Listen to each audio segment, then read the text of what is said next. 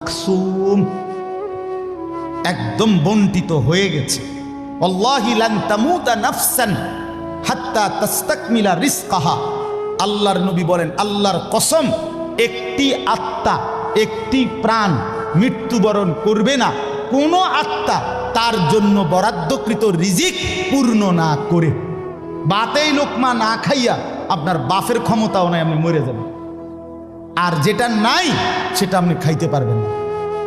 আমি খাইতে বসি ভাত, আমার প্লেটে ভাত নিয়া আমার বাচ্চা বাহিরে খেলে, 2 বছরের মেয়েটা মাঝে মধ্যে দৌড় দিয়ে আসে, আইসা এক লোকমা নিয়ে যায়, নিয়ে আবার দৌড় দিয়ে যায়, বাকি ভাত আমি শেষ করছি।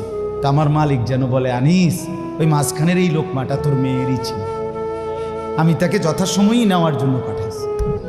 তুমি যদিও ভাবছিলা পুরা ভাত তোমার, কিন্তু না, মাঝের এক লোকমা তোমার মেয়ের।